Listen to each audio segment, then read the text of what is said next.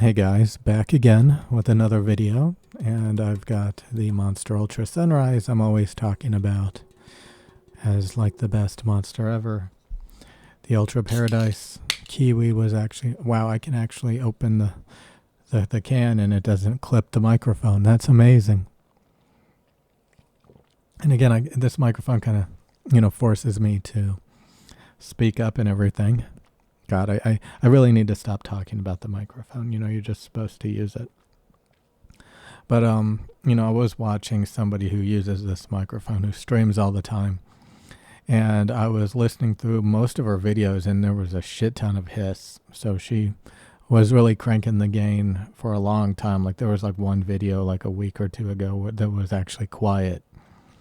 But she was really max gaining the shit out of it. And sometimes you don't notice that when you're watching people. You're like, oh, everything's fine because it's not your recording. But I also wanted to say that, I was listening to the new Rode NT1 Generation 5.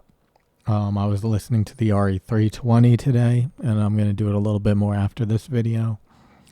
Because it was interesting. I mean, there's this whole thing called industry standard microphones or industry standard equipment, and that's basically time-tested equipment that's been around for a long time for a reason. Like the Shure SM7B, you see that microphone everywhere, and it's because it's an amazing microphone that has a lot of good qualities, so it's time tested. It stays around because people keep using it. That doesn't necessarily mean they're all good, Like the Blue Yeti is time tested. It's an amazing USB microphone. I literally have one. It has high self noise, but besides that, for ASMR, it's really good.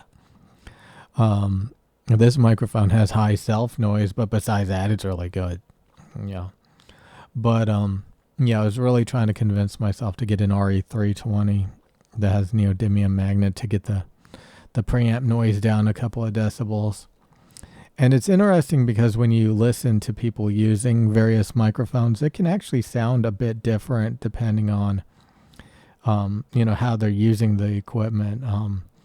There's some videos where it's really blatantly obvious the coloration problems of the microphone, or they're doing something that's making it sound a little bit more subtle or a little bit more extreme,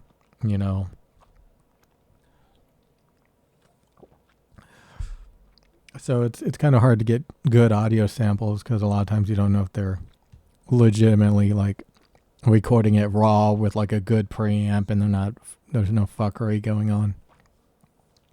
And, I just... Like, I was listening to the Rode NT1 5th generation, like, quite a while ago.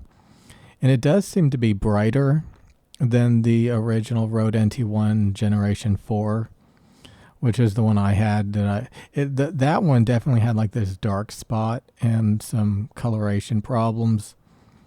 And the Rode NT1 Generation 5 seems to be brighter and more open. And there were some audio samples I was using my earbuds at work, and it just sounded like the Generation 5 actually fixed the problem that I had with the Generation 4.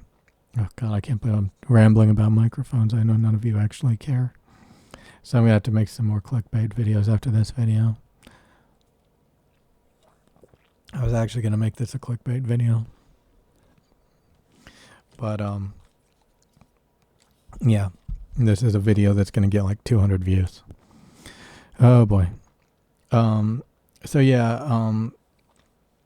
RE20 is amazing. The RE27ND is like way too unnatural.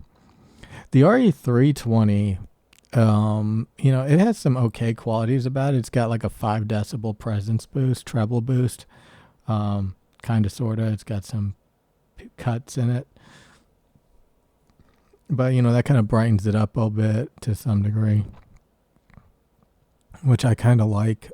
I like these big 5 decibel treble boosts on microphones. It just makes it really clear in a flattering way. So the RE320 has a little bit of that, but it's kind of screwed up in the treble. This is boosted by 2 dBs in the treble, but it's actually properly done treble on the Electro Voice RE20. So currently I'm just doing a shit ton of listening tests to the RE320, to the Rode NT1 Generation 5, and there's some audio samples that make the Rode NT1 and the RE320 sound freaking terrible. So, sometimes I'll sit here listening for hours to try to figure out, just how good it is to evaluate all the variables that you have to consider, because most microphones sound screwed up in some way, and you have to evaluate it in the big scheme of things. Is it still worth getting compared to what's out there and everything? You don't really have to do that with the Neumann TL103, which is the ultimate microphone. But yeah, you kind of have to do that with some of these lower quality microphones. So that's what I'm doing. So I'm going to listen a little bit more, maybe make some videos. Thinking about this. It's funny is you can get the RE320 and the Rode NT1 super easy. The RE20, I mean, I got it within a day, but I mean, it's more difficult. I don't know why this microphone's not more popular, to be honest with you, and a lot of people say that because it's a lot more, it's better than the SM7B in a lot of ways, and it really makes you wonder, like, why there's like 50,000 reviews for the SM7B and a couple of hundred for the RE20. Really makes you wonder, because this one doesn't sound nearly as nasally and like it's tugging out the treble.